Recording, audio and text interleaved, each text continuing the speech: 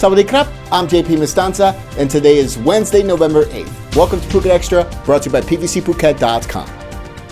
Clarification on the measures to extend the hours of nightlife venues in certain areas around the country. It's now being provided by the Interior Minister, Anutin Chambirakun, who says that these venues will be able to serve alcohol until 4 a.m. under their existing licenses. Concerns were raised over the past week on whether nightlife venues would actually be allowed to serve customers up until 4 a.m., as the existing hours are until 2 a.m. Many believe that businesses with a license to serve alcohol and inside one of these tourist zones slated for extended hours would not be able to serve during the 2 hours from 2 a.m. to 4 a.m. And that's because the Interior Minister himself stated this last week. However, he spoke with the Bangkok Post this week to clarify his statement, basically to say the exact opposite. He said, quote, "I might have been a little wrong because I talked about several issues. Entertainment venues can stay open until 4 a.m. and can sell alcohol under their existing licenses."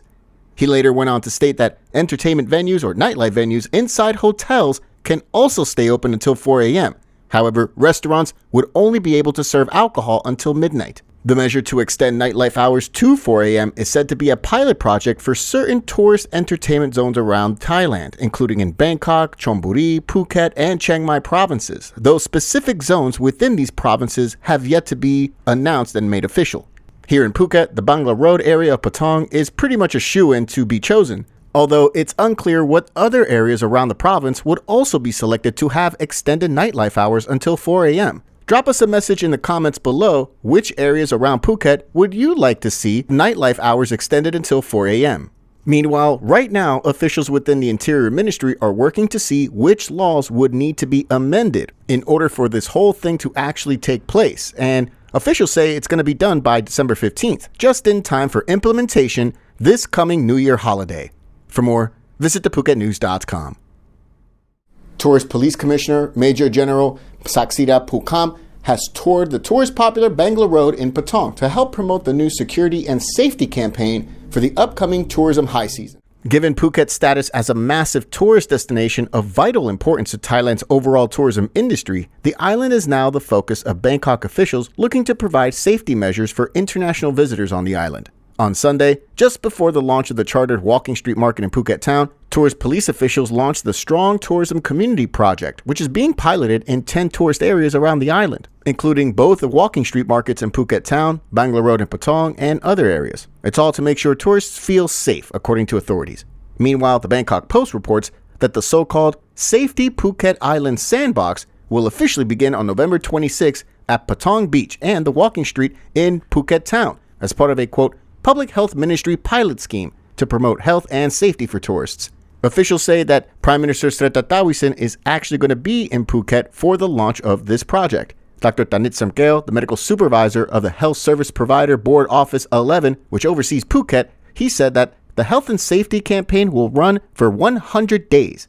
It aims to boost tourist confidence in the medical care provided by locals, and services offered include a, quote, Sky Doctor Medical Response Team and Green Health Certificates that will be awarded for health-promoting hotels and tourist attractions. Hospital facilities and medical care quality will also be improved, according to the Bangkok Post, though it's unclear of any details to do that.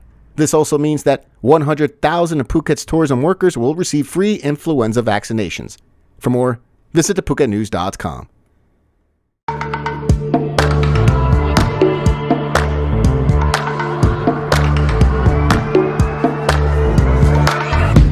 Sure that it'll be easier to clear you from my mind.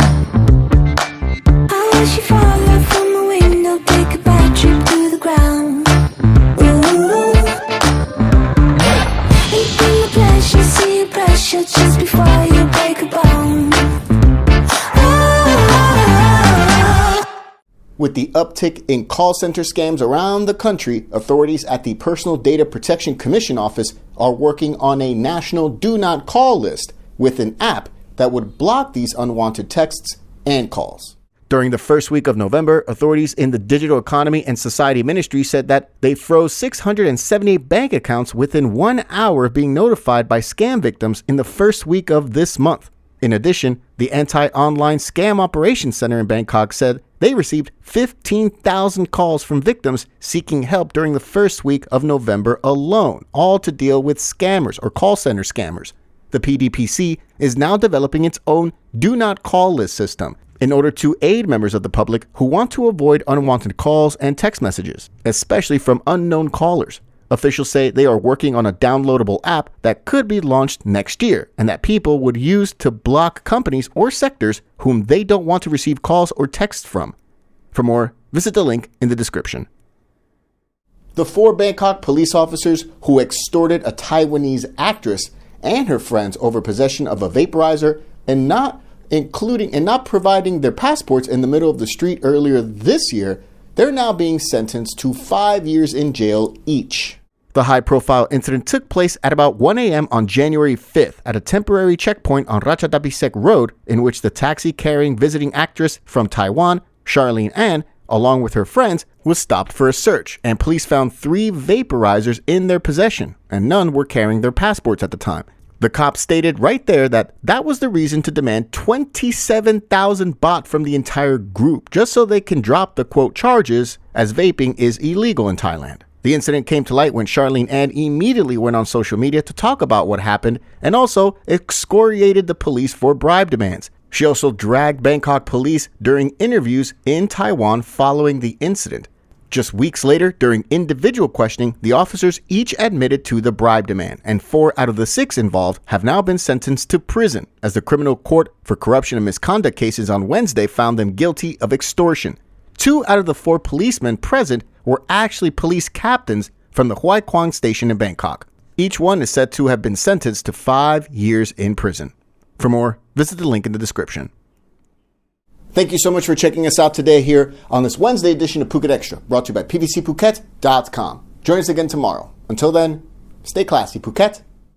Phuket's rapid modernization has made it one of the world's premier holiday destinations. Investors can still buy quality condominiums for as low as $75,000, and luxury properties can go all the way up to 20 million.